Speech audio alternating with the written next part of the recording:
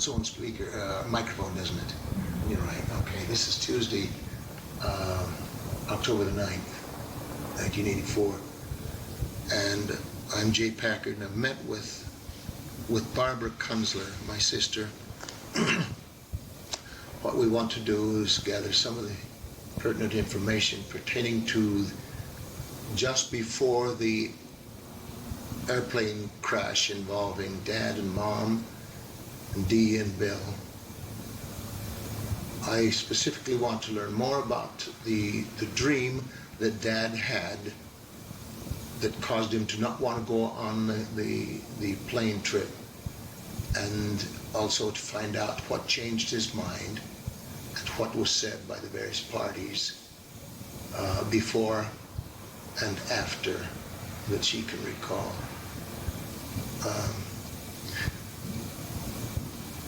Barbara, did Dad ever tell you the dream that he had? No. How did you find out about the dream? I found out when... Were you living with them at the time? Yes. How did you find out about the dream? He kept that very confidential, and he had shared it with my brother Dee and Mom. The whole dream? I don't know. All right. But what I know very little, but I just remember the effect the dream had on the home when Dad decided not to go. See, we wanted to know why Dad didn't want to go on the trip. And there's so much stress in the home because Dad wouldn't go, and Mom said, well then if you're not going to go, I'm not going without you. And that put a lot of pressure on Dad. What did she mean, I'm not going without you?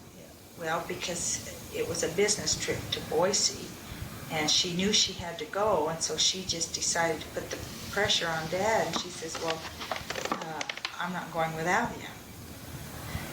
Indicating that, not that she would go either, she was indicating that she was going to force the issue. Yeah. I see. And so this pressure was so great in our home that the kids, the teenagers, found out that there was a dream involved, and we knew that, as all I knew, that Dad had had a dream, and that in the dream they were on a flight trip. And who's they? Okay, I don't know if Bill was included in on that flight trip or not, but Dee was the one that got injured. And there was an L-shaped cut on his face, and he saw it very clearly in the dream. And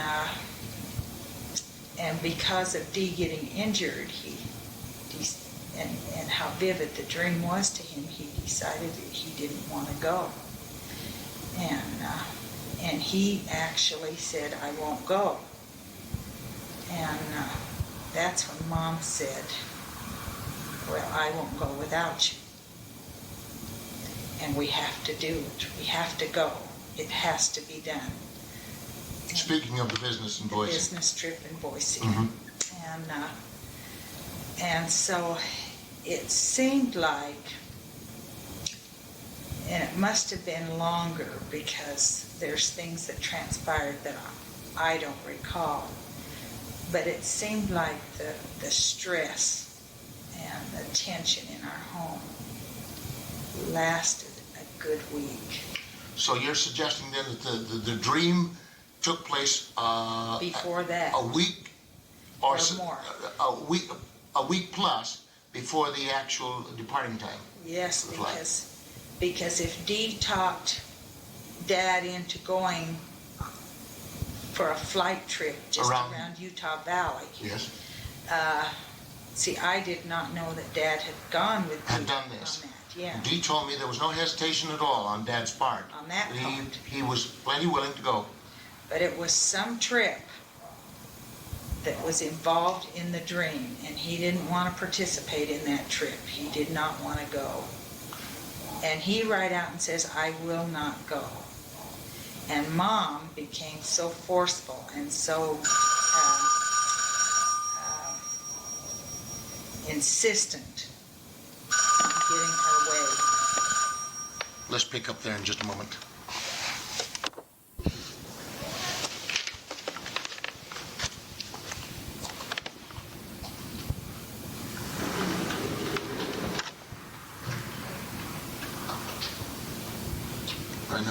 I'll leave it off.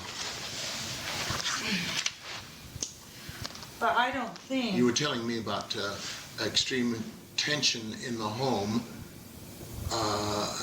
because of Dad not wanting to go, and you and Bernie and Ben sensed that that they didn't want you to know about what was wrong. Right, and the first I was aware of anything was when Mom and Dad were so uncomfortable with each other that they weren't communicating. They wouldn't even talk to each other. And you could tell by their mannerisms that there was something bothering them, something terrible on their minds, and that there was no love shown or expressed either way. And so we knew that there was something wrong, at least I did. And then as time developed through the week, I would hear little comments about a dream.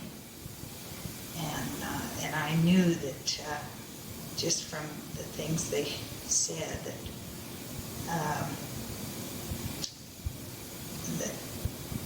that was the reason Dad would not go. Did you know at the time that there was a trip planned for, what was it, Friday or Saturday? I believe it was. On a Friday or Saturday? Yeah, one or the other. To go to Boise to take care of business. You were aware of that trip. Did you equate the two? Oh, yes. And I knew that Dad didn't want to go on that particular trip because Dee was flying, and in the dream he saw some injuries that would happen to Dee, and it was such a reality to him that he absolutely, and it was his feelings were very strong that he would not go. And did you ever hear any other part of the dream other than that? I didn't. Do you think Bernie did, or Dee? Yeah, I think Dee did.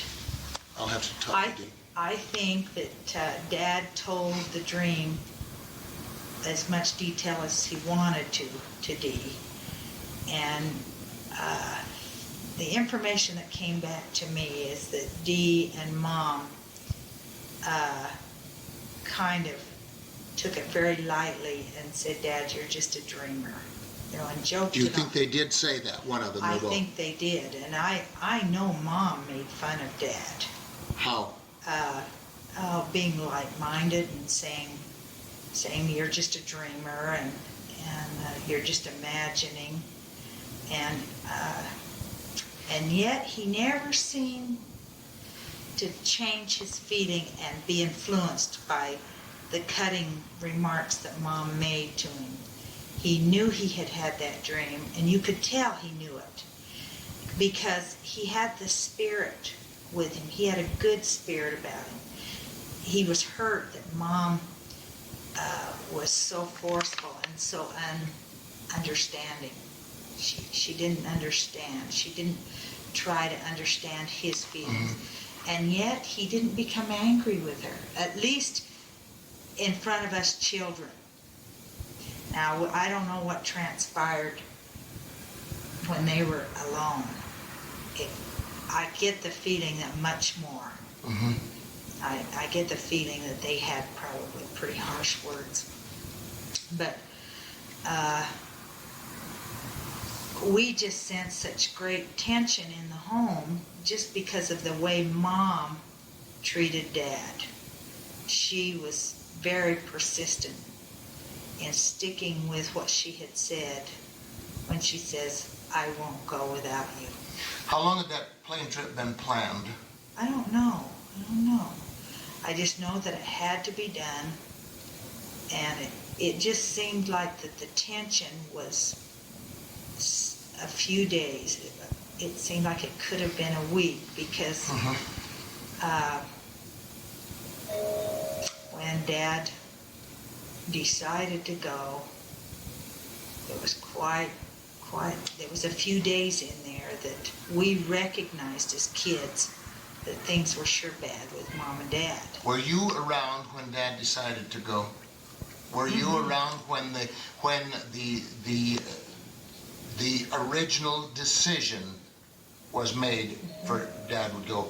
Okay, can you tell me precisely who said what that caused Dad to change his mind, and the attitudes of Dad and Mom when that decision was made? Okay, it seems like that us three kids, Ben and Bernie and I, had talked about how unkind Mom and Dad were to each other. Mainly Mom. Amongst each other? Yeah, it seemed like we had said something just briefly that Mom was sure unkind to Dad, or was sure wished Mom. Yeah, but you said that briefly to yourselves? No, to or Ben and Bernie and I. Yeah, but just you three, not to Mom? No. Okay. No. Mom was so angry that anything we could have said, she would have got upset with us. Because she didn't want us to side up. Why do you think she got so angry? Because she needed the trip so bad to settle that business? I think she just was determined to have her way, and I'm sure that business trip had to be taken care of because of back taxes. Uh-huh. And it's a business that needed to be taken care of with the store and so. Okay, now back to that, to when Dad relented. Well, Ben and Bernie and I were just talking a little bit. We didn't talk much because we didn't want to side up with either one. We had kind of a fear of siding up because... But you were in front, at the time you were in front of Dad and Mom? No, we were just the three of us were talking. And in the discussion, it was decided that somebody had to say something to Mom, that it just couldn't go on this way. Okay. And to me, it seems like it was Ben, but it's possible that it could have been Bernie. Bernie had a beautiful relationship with Mom, and he had a way of reaching her that the rest of us were afraid to, and so it could have been Bernie. But for some reason, it seems like it might have been Ben that decided he would talk to her. And he said something of this type to her, like, Mom, you need to make an apology to Dad. And she got a little bit curt and upset, but not to the point of not listening. She still listened. Now, how do you know this? And because Ben told you? Yeah. Afterward, or what? It was Ben or Bernie. Mm-hmm. We talked afterward. All right. And Pardon me. so anyway, Mom listened good enough that she realized, she softened enough to know that if Dad was going to change his mind, she had to mellow and use a different approach. And so she listened to whoever talked to her, and she says, well, if I make an apology to him, I won't mean it, but I'll do it. And I remember that very vividly, and I was... Your brother told you that? Yes. Okay. Well, Mom wouldn't have told me that, because I was just her young daughter. Yes.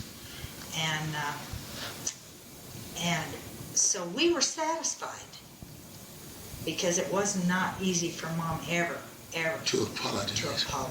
Right. And so this was a big step for her to say that she would apologize, that she wouldn't mean it. And where she made the apology and how she did it to Dad, I was not there. But we saw an immediate change in the atmosphere of their relationship. Dad accepted that apology, and he was so happy that she would do that she would apologize to him, that he weakened and said,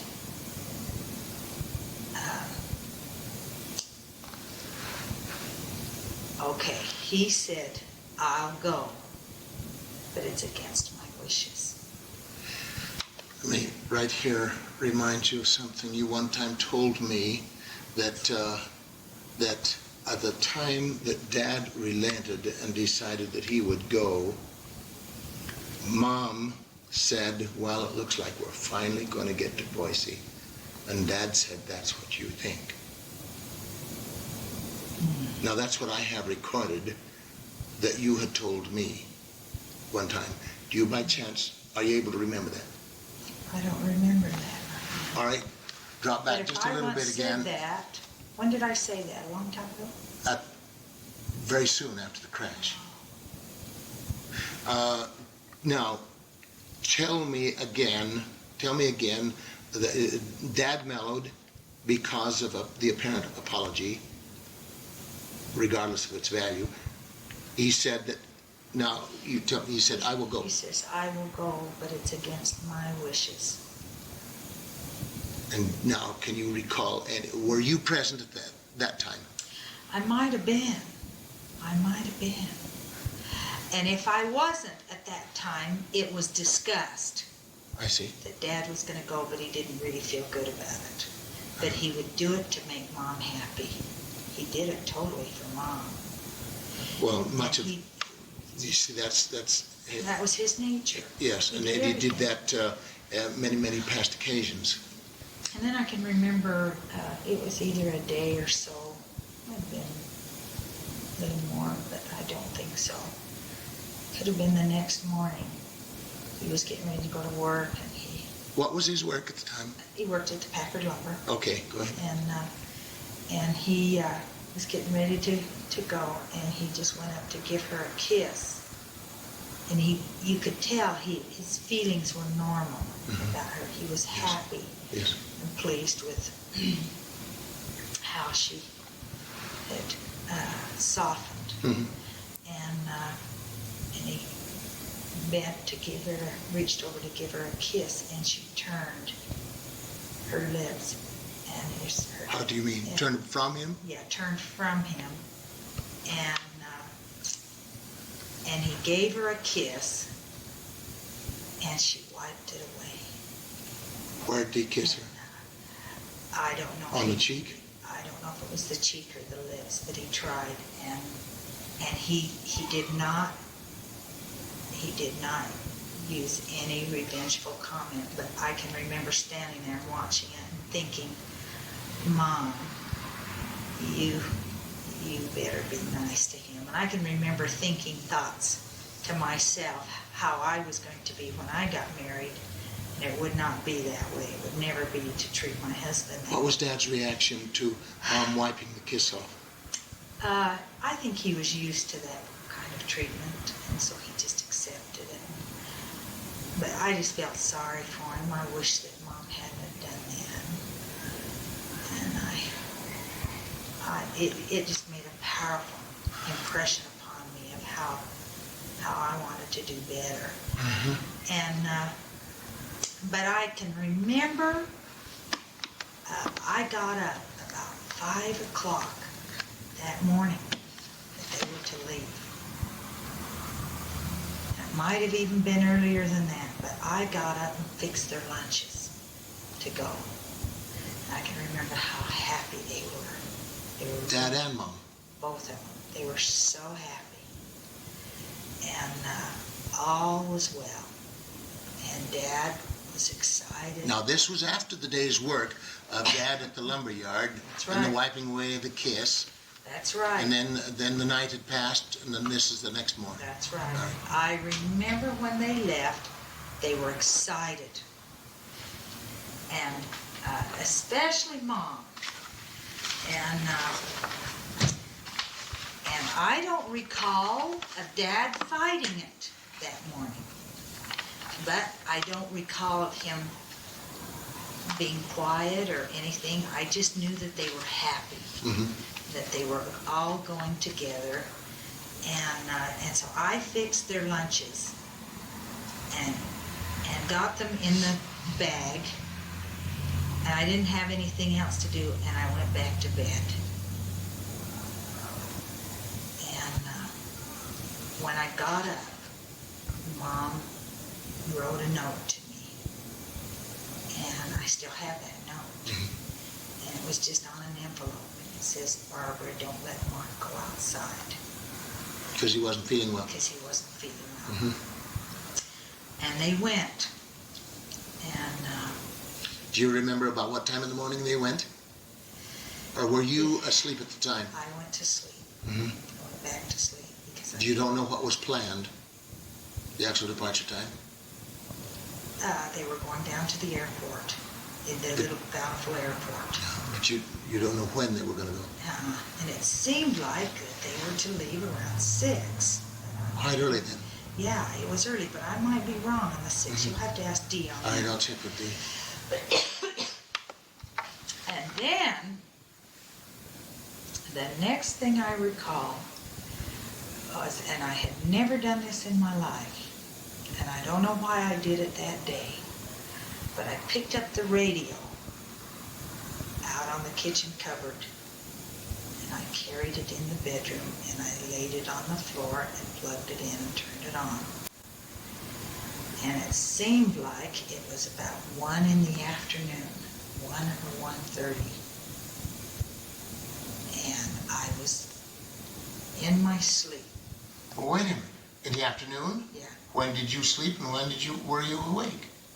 You're talking about in the afternoon. Okay. 1. They had gone. They had gone. Yeah, but why were you in bed? I went back and laid on the bed in the afternoon because I was so tired getting up. Well, they left. You got up probably 5 or something like that in the morning. Fixed their lunch. A lunch. And then Yeah. went back to bed. No. Yeah, I went back to bed and then I got up and started the day. But around 1 or 1:30, I just went and laid in on the bed. Just for a cat nap in the afternoon? Yeah, just for a cat nap in the afternoon. And that, I didn't usually do that. And I never took the radio in. It was not my nature to even play the music when I just didn't never do that. So anyway, I turned it on and I went to sleep on the bed. And I can remember laying on the bed, I heard the announcement of the airplane, from Bountiful en route to Boise, missing. And it described the color of the plane.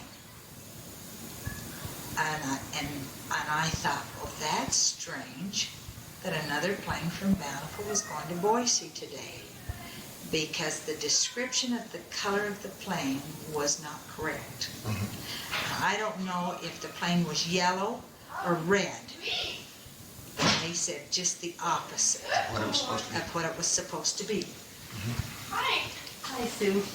And so I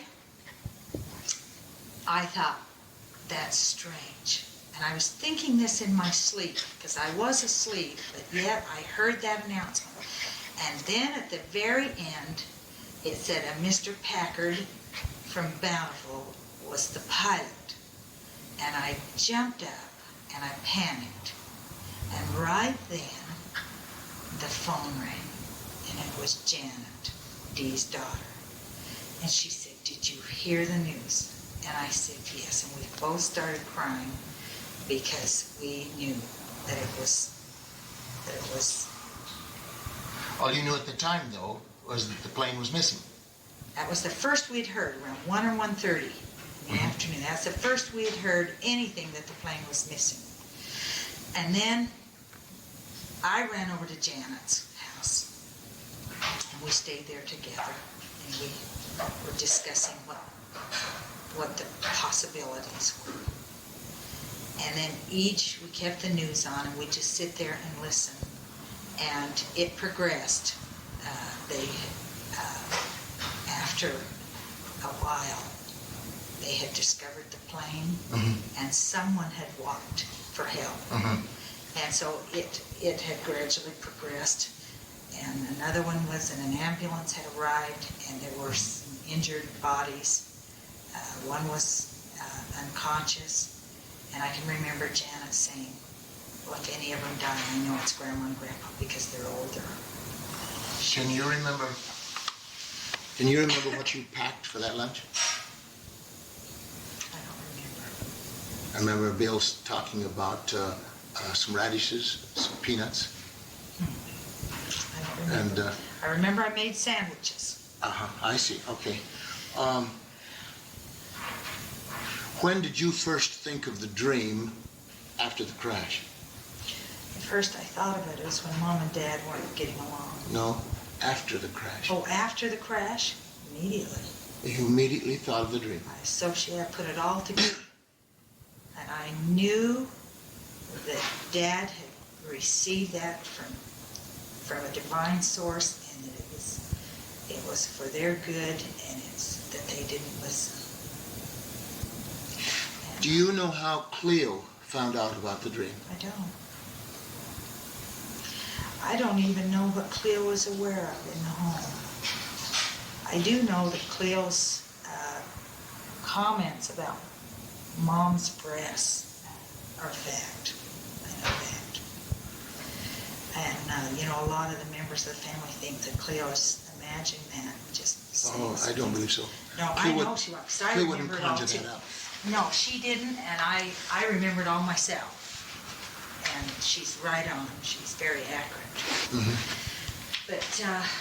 But see, Cleo was very upset with the members of the family because they didn't give credence to that's not her word, of course, give credence to or value to Dad's dream. But she believed him. So did and I. She says, now they will. That's what she said to me after the crash. She said, but now they will believe it. Mm-hmm. I can remember thinking, that's why it played such a great part in my life. It's how important it is to listen to the priesthood, because that none of this would have happened if Mom would have just listened to Dad. She really didn't have a right to disregard that experience. She should not have. She should not have. No. And no.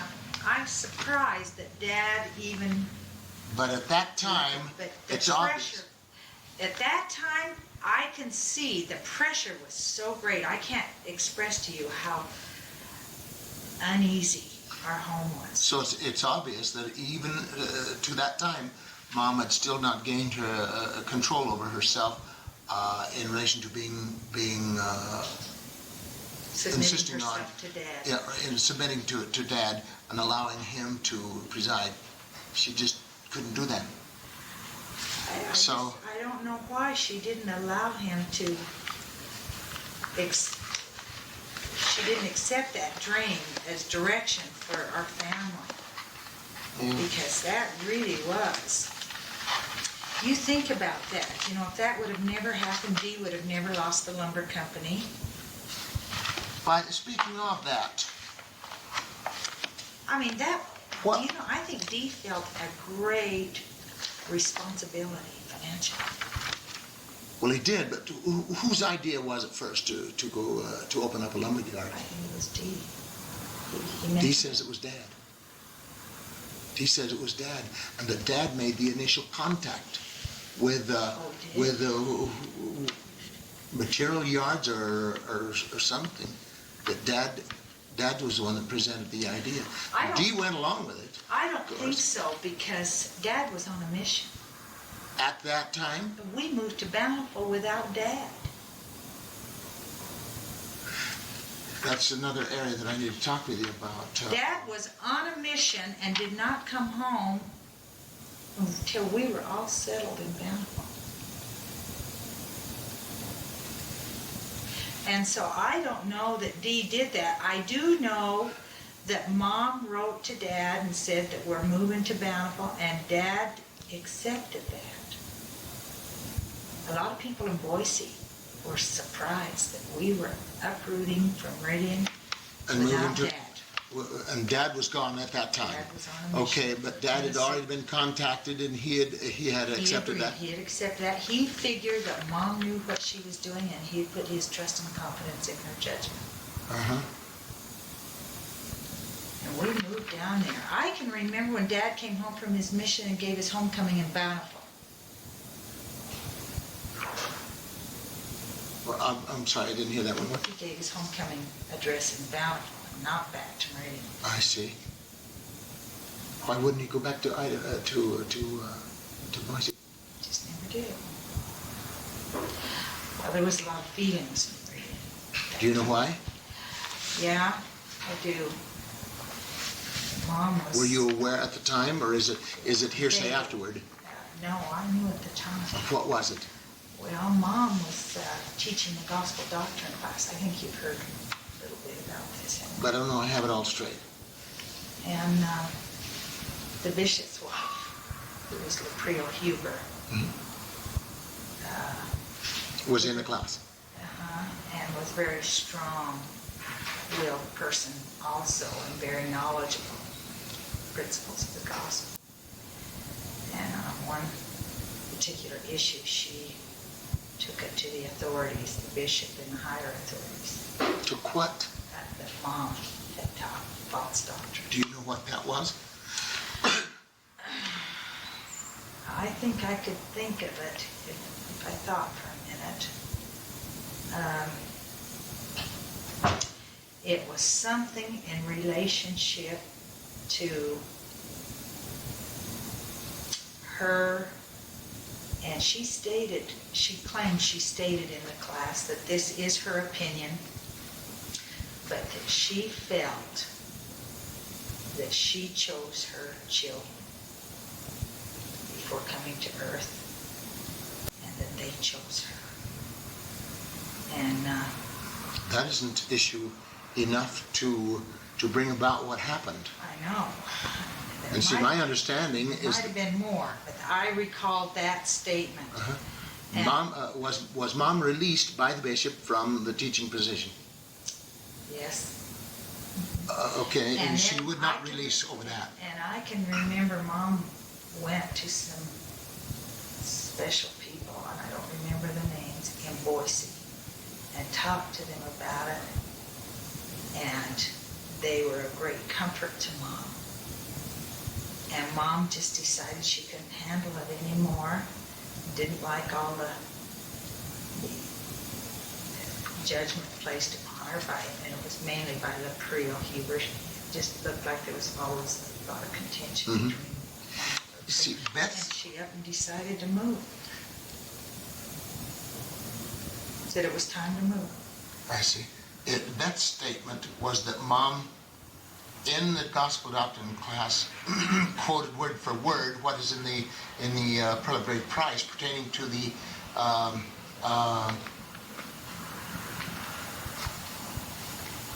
future of the faithful, most faithful, and that is heard also in the temple, as is stated in the temple ceremony, and that was the issue that was taken to leadership because she openly stated it and should not have, because those things that are said in the temple are kept sacred. But that mom's understanding and belief was that anything that's printed in the scriptures is available to all.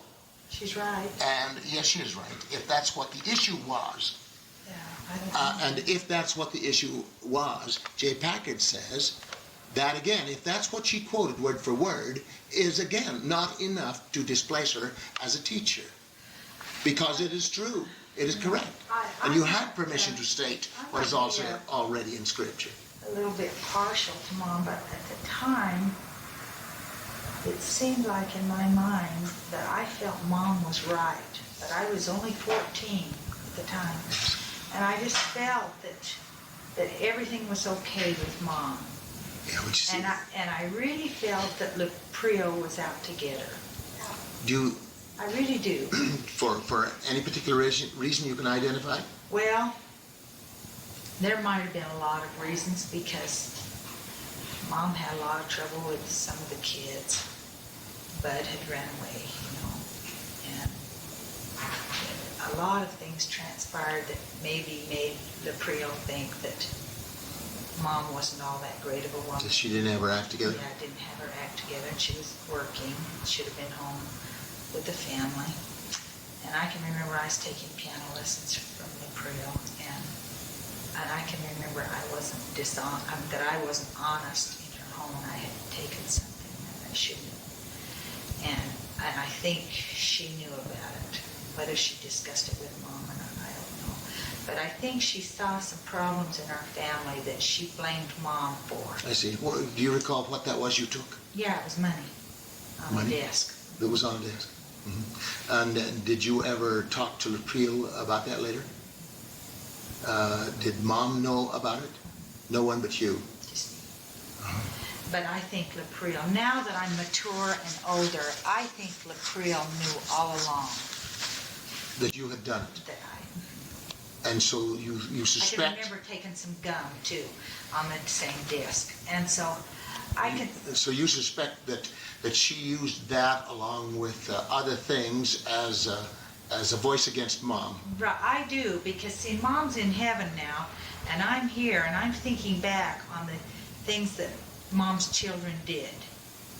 And I would think, you know, a lot of people talked about how great the Packard children were, but we weren't all that great. It's just that when we repented, we brought forth good works. We really repented, but at the time, Laprille Huber's kids were really good kids. She had 3 sons, I remember. All 3 of them were outstanding. One of them was a good friend to Bob.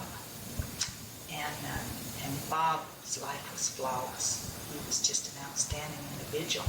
And I think they really loved Bob. But I think they saw some real strong, serious areas in Bernie and me and Bud. And I don't know about Bill. But, You're talking about problems? yeah. Well, just, what problems pertaining to Bernie? oh, Bud had you run away, you say, well, Bernie, and you think she knew what you did. Yeah. What about Bernie? well, Bernie, I don't know if I like to talk about this, but Bernie did things I too. don't want Bernie to be perfect Yeah, because Jane wasn't. That's yeah. me. Bernie did some things too, and I think that where she was the bishop's wife, she probably knew it all. She may have. There may have been conversations that shouldn't have been. Yeah. Do you think there was jealousy between her and Mom? Well, I And- think, and, see, she didn't get lots of honor and recognition for raising 3 marvelous sons. People would talk about the Packards because we sang, we were in the plays, we were in the road shows. We did a lot of those kinds of things, but then on the side, we were kids, you know, and Yes. we did things Do you wrong. feel that you repented of what you did? Oh, I know I've repented, Uh, but only to the official sources, see, not Right. back, not back to her? not back to her. I see. And if I ever saw her, I would not hesitate. Okay, now let me ask you this question. Did you see her at the funeral? Because she was there. Yes, I shook her hand. Uh-huh. She gave me a hug. Did you think of that at the time? No, I gave her a hug, and she embraced me, and she had tears in her eyes. She was very loving, very caring. But I can remember feeling bad that she felt towards my mother the way she did. What did she say to you when she embraced you there after the funeral? What did she At the say? funeral. I don't What did she say to you? remember. Just something of remorse. I didn't know her, not really. I didn't know her, except that she was a prominent woman from Meridian Very in the prominent. church and so on. But she came to me, sought me out there in the big lobby there at the Yeah. chapel, That's and where put she her saw arms me. around me Yeah, and embraced me, right. and there was tears in her eyes. And she expressed regret and sorrow for what she had caused in the past. Did she? With Mom. Yes. I have it written down. That's interesting, because I have And never... I didn't... But I really do think that part of the problem there was she probably wanted to be understanding, but it was impossible for her to be understanding with Mom, with all that Mom went through. And still, in spite of Dad being a prisoner and having to go through all she did of raising those children, she did a pretty good job of raising those kids. Was it... And I think Laprille was maybe a little bit jealous by nature, and yet she probably used as a crutch the weaknesses of us kids. It is possible. And Stella, one day in Nampa, when I was there, cried in my arms and saying that my mother had accomplished so much and with so many, and she said, and here me with my 3, and I couldn't even handle them. And then she just cried, just openly cried. Yeah, I think there was a lot of there was envy. Maybe too much for some people to look at. That's right. and handle it. And I think April Huber is an extremely great woman. So I didn't know her. But I think she felt in her heart Mom was greater and couldn't handle it. Because I think Mom was greater. Mom got Mother of the Year, got the big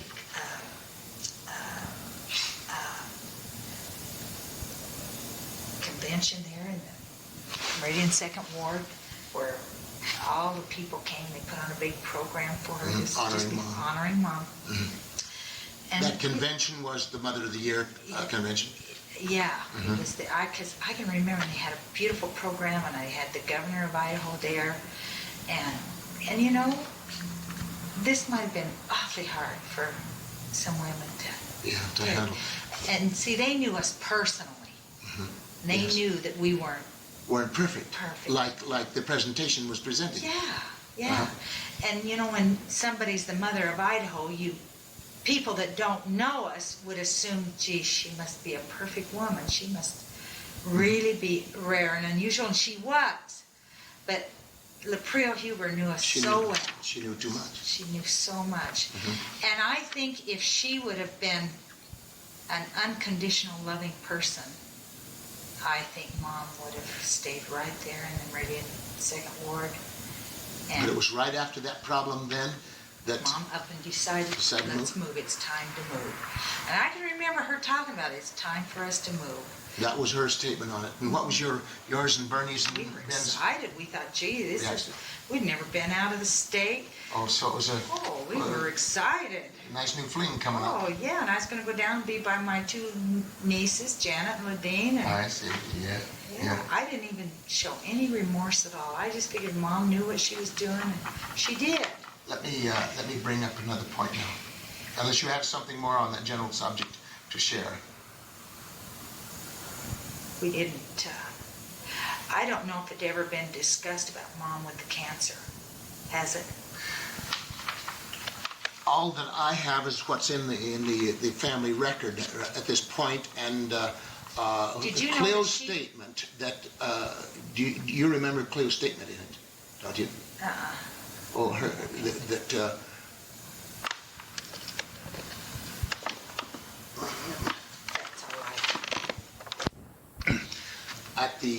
that up at Lake Tahoe at the meeting, Vaughn made the statement after Cleo had spoken and told about her bathing Mom's breasts and being very careful with them so as not to hurt Mom. Then after it was over, Vaughn made the statement that a number of us had wondered if Mom had cancer. Now, what is this that you know about? I was only 14 years old, 15 at this time. Yes. And it seems like it was in the summer. But maybe it wasn't. But anyway, I can remember Mom complaining about her breasts. Pain or what? Yes, pain and draining. And she did not want to make an appointment with the doctor. She did not want to go. And Dad told her she had to go. He says, you must go. And he says, if you don't make the appointment, then I'm going to.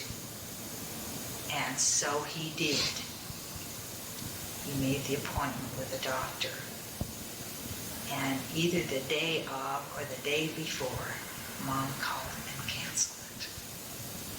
And this was like a week or so before they left on the plane trip.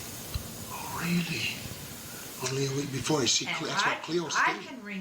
Is that what Cleo said? Cleo said on her It statement. was just before. She said that she turned to her brothers and says, "I wish you contact the doctor and get her appointment," and they did. And then Mama break it. She did. She broke. I was in the kitchen when she called and broke it because she didn't have the courage to go. You think you think she feared? I can remember our earlier years, Mama numerous times would express at least in my presence, her fear of cancer. That is right.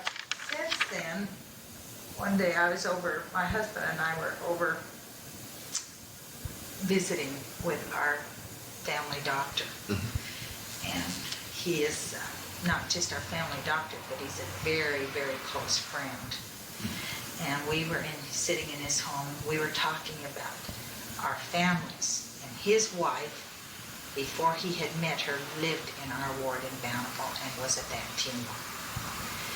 And anyway, I told him about my mom and the stage of her breasts, that they were draining, and about canceling the appointment. And he said that if her breasts were draining, she was in the serious stage of cancer. He said there would be no doubt in his mind. He said the cancer would have developed into the lymph glands, and he says it would be just a matter of time. And he said there's no other reason why her breasts would have drained. All right, the other subject that I'm going to talk about is Mark. When did you first learn who Mark really is? The day of the funeral. Who told you? The family was in Dee's living room, and they were all discussing where I would go, where Bernie would go, where Mark would go, and where Cleo would go. This was immediately after the funeral? Yeah, we all went over to Dee's house. Now, I believe it was the day of the funeral. It might have been the following day. Was it the decision of But I believe it was the night of the funeral. And was it the decision of the family there in meeting as to where each person would go? They were all trying to come to a unified feeling of an agreement. Where were you to go? Each one of us would go. And the decision was made for me to stay at Dee's because they didn't feel good about me living over at the house with Ben and Bernie. And so that's how it was? And so I slept in Dee's basement and then went over to the house and still lived at the house. But at nights I slept in Dee's basement. But, and Bernie, where was he to go? Tell me where each person was assigned to go. And, well, I don't recall where Bernie was to go because he was getting ready to go to college and Ben was getting ready to go on a mission. And so they stayed right at the house.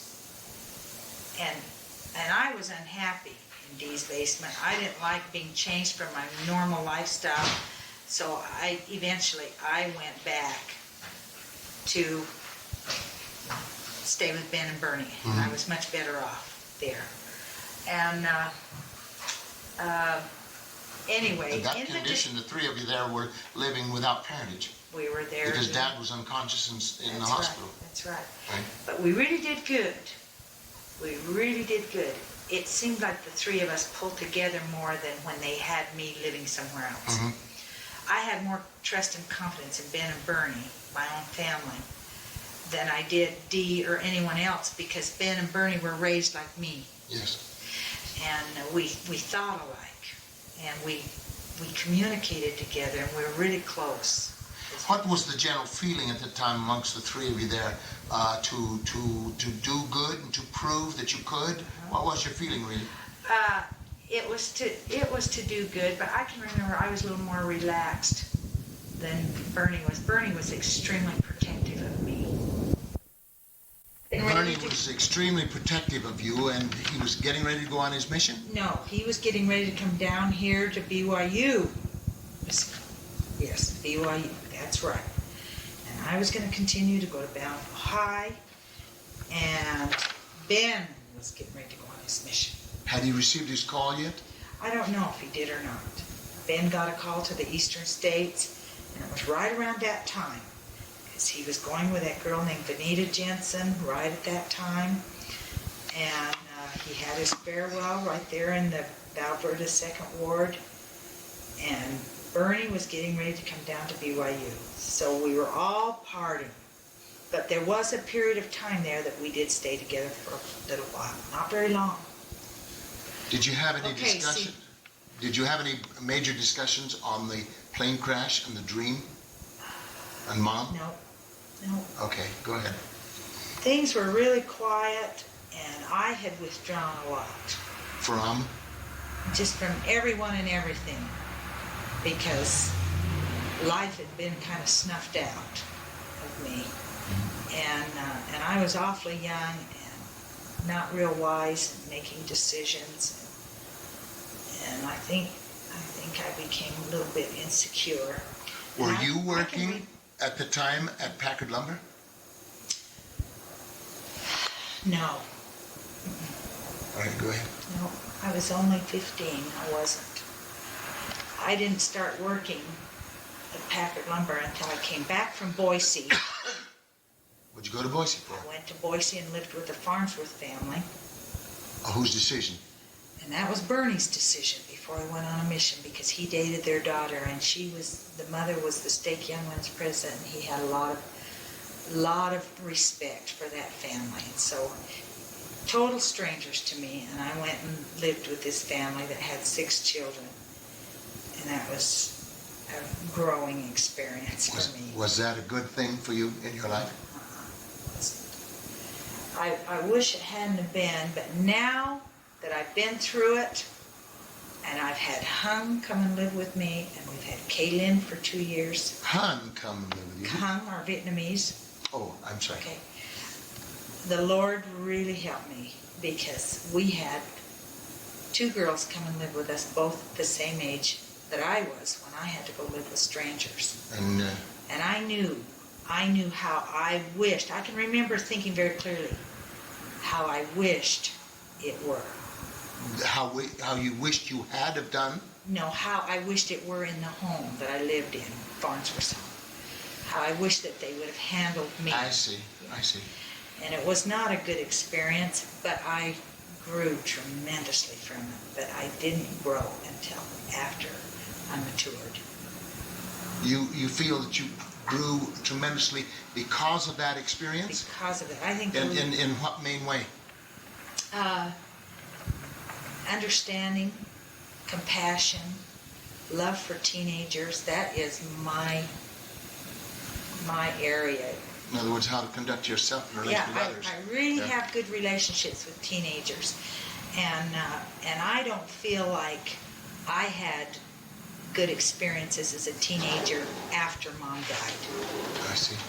It was really, really hard. And did you have any blame toward Dee because of the plane crash? Ever? Never. Oh, I felt sorry for him. My heart ached for him, because he took so much of the blame and responsibility. He really took it hard. And I sensed that, and in fact, it's the greatest blessing that's ever happened to me. This whole ordeal, this whole airplane crash, the time that Mom and Dad couldn't communicate and couldn't get along. I mean, I grew from all of that. I've turned all those negative experiences into growing experiences, and it's just been blessings. Mm-hmm. And of course, that's how I met Jay. It's just been wonderful. Mm-hmm. But there was something I wanted to say. What was it? What I wanted to tell you is, anyway, the family was in Dee's living room, all discussing where each member would go. And they had all agreed on me and Bernie and Ben. And then when they came to Cleo and Mike, there was a very uneasy feeling in the room. And it appeared to be a division between some of the brothers and sisters. That you understood or didn't understand? And I picked up on it. We all did. Because Beth and Donna felt so strong that Cleo and Mark should remain together. And none of the rest did. They didn't feel that it was necessary at all for Cleo and Mark to stay together, that Cleo wasn't the best thing for Mark. And I was just so young that I just sit and listen to the whole thing. And the feeling became so tense that I can remember Donna starting to cry while she was conversing, expressing her strong feelings that they should remain together. And the whole family wanted to know why. And Donna and Beth looked at each other and decided to reveal the truth about Mark and Cleo. And they just right out and said that Cleo was Mark's real mom. And all the facts, well, maybe not all of them, but they discussed the father, who the father was. And I can remember so vividly being so quiet, and I started to cry. And I thought, am I Mom's and Dad's real child? And it was just crazy. I just was so mad. And I just thought, was I really born on July 26th and Dad was gone? And I thought, good grief, did Mom really have me? Oh, I knew she had me, but is Dad really my dad? And I just imagined all kinds of things, and I was just frustrated. And I wondered that for a long time. And I began to lose a little bit of faith, I think, in my family, wondering, because everything was kept so quiet. I had had such a feeling of overwhelmment in being a member of this great family, and then all of a sudden I began to wonder if... Here came skeletons out of closets. Yeah. And I just thought, shoot. And I can remember asking somebody if I was really Mom's and Dad's child. They're at that meeting? Somebody, I don't know who it was, I asked. And then after that, I can remember Floyd sobbing. And then he said, now I know why Mom didn't write me and tell me she was pregnant. And he said, when the baby was born, I was so hurt because I couldn't believe that Mom wouldn't let me know that I was going to have a new brother or sister. And I can remember Floyd expressing those feelings, and then he understood. And then they all agreed that it was even more necessary to separate them, Cleo and Mark. Why would it be wise to separate them, they being mother and son? Probably because too much responsibility on any one person to take two of them. So Donna took Cleo. Donna took Cleo. And Beth took Mark. And that was against Donna's position, At wasn't first. it? But then they all agreed and they all felt good. And I think their biggest concern was, the family's biggest concern was me. Because I was a girl and dating and young. I know that Dee and I were concerned. Yeah, Dee and I, we had great love for you, and we saw great potential in you, and there was something about you that made us think so much about Mom. And then as time developed, and you met Jay, and then you married, then Dee and I became very concerned about what you would do to that marriage. Do you remember our conversation with you? Jay told me after. My husband told me. But do you remember our conversation, mine and Dee's, with you? Not to overlord your husband, not to do what Mom did, but to allow him his position in the home, in the marriage, in the family. I don't remember any of that. But you were very submissive to mine and Dee's counsel and said that you was going to make the best. You loved him. You was going to make the best wife that you possibly could. And that you had no I must desire have obeyed. to be his boss. It's turned out beautiful. Fantastic. I am just so grateful for the trials that I've had, because it's really made me the woman that I am. I've often thought how blessed I am that the Lord could see the future that I couldn't, and how it molded me into becoming a better person, because I never would discuss these trials with anybody when I was a teenager. I held it all inside. I wouldn't talk to anybody about it. And but now that I look back on it all, I'm just so grateful. Mainly because it's polished me. How do you regard Mom for taking the position, the forceful position she did with Dad pertaining to the plane trip? Well, I don't think, I think that nature in Mom developed because of the hardship she had. The She hardness. went through with Dad while Dad was a prisoner? I don't judge her, not one iota, because I think that she had to become that kind of a person to achieve what she had to alone without Dad. At the time, I couldn't understand why she wasn't more gentle and soft and more loving. But I don't understand what Dad used to be like before he was a prisoner of war and what he was like when he returned. And so only Mom and the Lord knows that.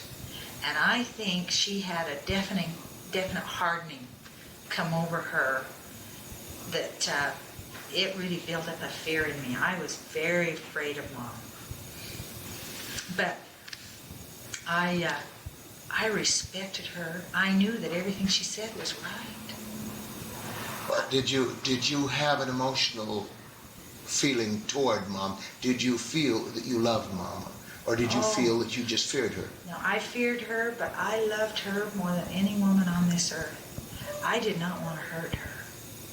And yet I was afraid that I would hurt her because I thought she was near perfect. Other than the way sometimes she'd treat Dad, I thought she was near perfect. I thought she was so wise, and she had accomplished such great things that I'd never seen another woman accomplish. And yet I was such a young teenager that I didn't feel like she really related with me as a teenager. But just before, and this was about 2 weeks before she went on this airplane crash, I was out with a boy. And his name was Gary Pedersen. You probably remember him. But Mom did not like me dating him. She did not think he was... No, it's reversed. It's reversed. Dad did not like me dating him and did not think he was good enough for me and thought he was wasting his life, which he was. Dad was right. And Mom loved his mother. They were counselors together in the Relief Society. And so Mom and Dad had contended over me dating him. And I knew Dad was right. And yet I weakened to Mom's thinking and went along with her and continued to date Gary until the day of the funeral. And the day of the funeral, I told Gary I did not want any more to do with him because my dad was still alive. And I didn't tell Gary this, but I just knew that I couldn't continue to date Gary and live with Dad. I didn't realize Dad would take so long in getting well. But anyway, 2 weeks before the airplane crash, I had come home. It was about 1 o'clock in the morning. broke all the rules. And we were parked out in the driveway, and he was embracing me somewhat, probably kissing me. Not probably, he was. Okay. And It's still not like what? And Mom flickered the yard light on. So you knew she saw. She saw. And I was never so devastated all my life. I was just crushed. Now that I think back on this experience, it was the most wonderful night I've ever spent with my mom. How were you crushed? You mean you felt ashamed or what? I lost trust in her. I knew. I wanted in her eyes to be the most perfect daughter she had. And then I knew I wasn't. And then when I went in and walked in the door, she looked at me and she said, Barbara, don't you ever, ever, ever do this again. And she didn't go into any details. And I thought, what does she see? What does she know? And because... Was there more she could have? Oh, yes. I'll say, oh, yeah. I was a typical teenager. But anyway, I went into my bedroom, and here there was the Sabbath. And I started putting my hair up in rollers, brush rollers. And I could not. The tears started streaming down my face, and I thought, Mom will never trust me. She'll never think I'm a good girl. And I was miserable. So I got my hair put up, and I just went in and knelt down by her bed. It was so neat. By her bed? Yep. I'd never done this in my life. I was so scared, but I wanted Mom to love me. And so I knelt down by her bed. And Dad could not hear. He had taken off his hearing aid, so he didn't hear a thing that was going on. And he says, Barbara, she says, Barbara, I'm a grandma, and you may think that I'm old-fashioned and that I don't understand what you're going through, but she says, I understand everything that you're experiencing. And she says, I'm so disappointed that you didn't share that first kiss with me. And I says, Mom, how did you find out? She says, Bernie told me. And she said, I just can't believe that you wouldn't share your experiences with me. It was so neat. And she shared an experience I'll never, never forget. And I've even quoted this in some talks. But she says, there is nothing that has changed except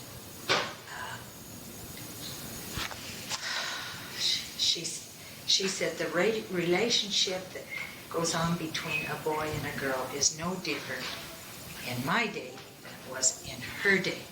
She says the only thing that's different is that we were on the horse and buggy and you're in cars.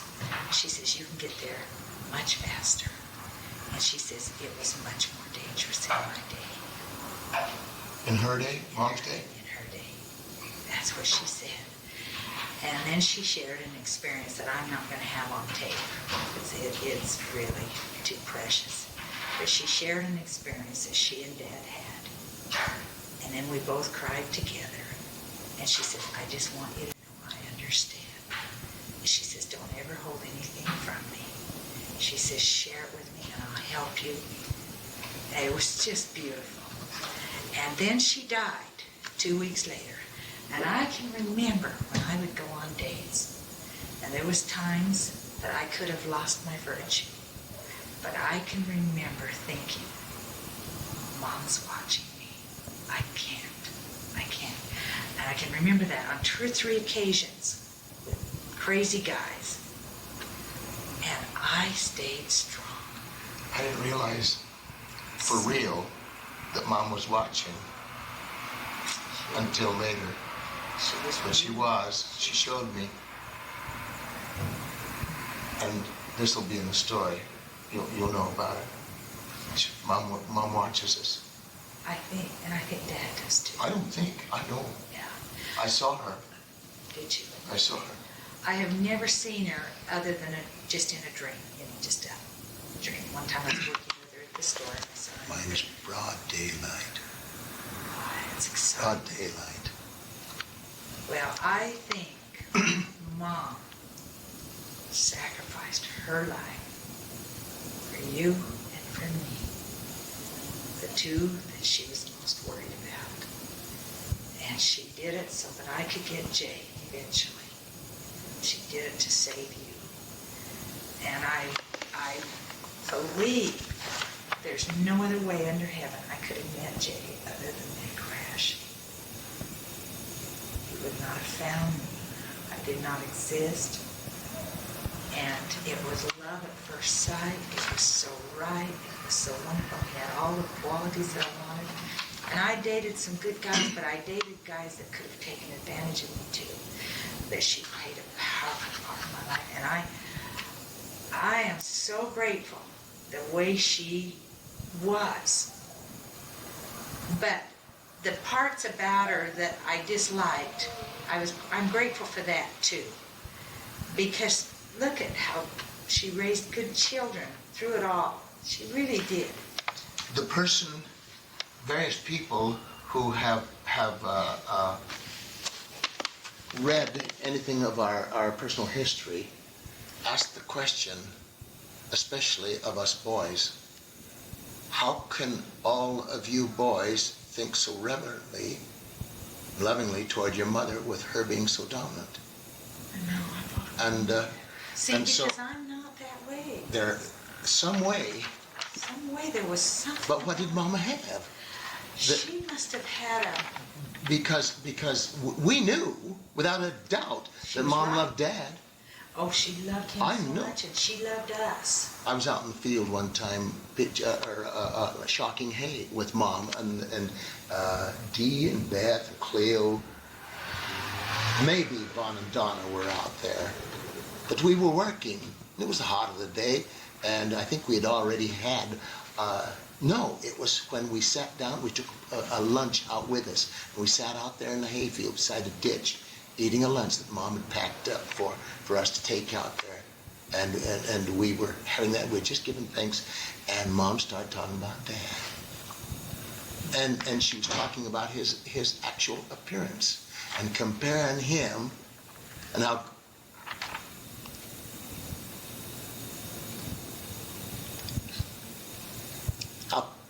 good Dad is, comparing him with the Savior. I know she really loved him, and I don't understand, other than maybe it was the hard experiences that she had that made her. Because she had so many. Who hard else on the face experiences. of this earth that you know of, other than Mary Fielding Smith, has had anything like it?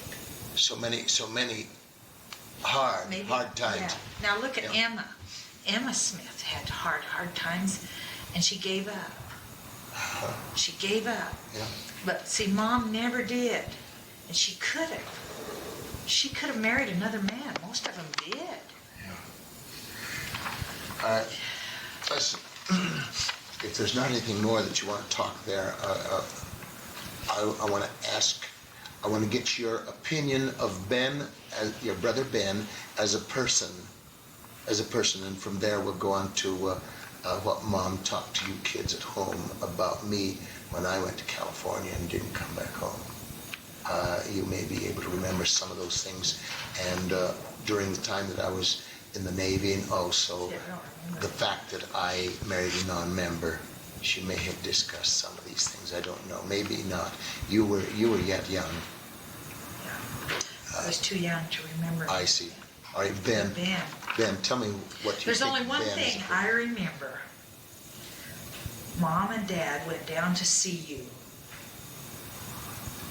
and was going there in mind to help you find your way. I knew that's why they were coming there, and that's what helped build resentment in Flo and a little bit in me, because I wasn't quite ready, and Flo felt that she was always being compared with Dad and Mom's other daughters-in-law as to how many children they were having, what they were doing in the church, because they would always divulge that information there, though Flo hadn't asked. You can see why they And were. then They're proud. I got spoken to quite severely by Flo after they'd go each time.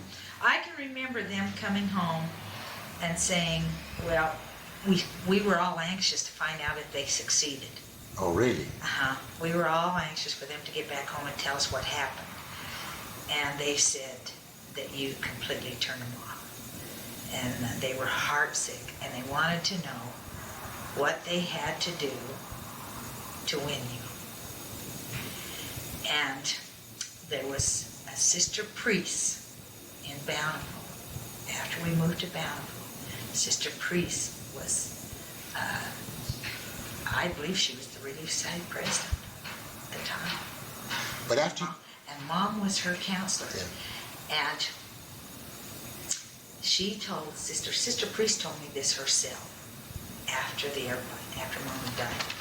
She says, I remember so vividly the day that we were sitting around a quilting, and your mom said, something drastic has got to happen to turn Jay. She says, I would be willing to give my life if I knew that it would take that. And then Sister Priest came back and she says, that's what she did. She gave her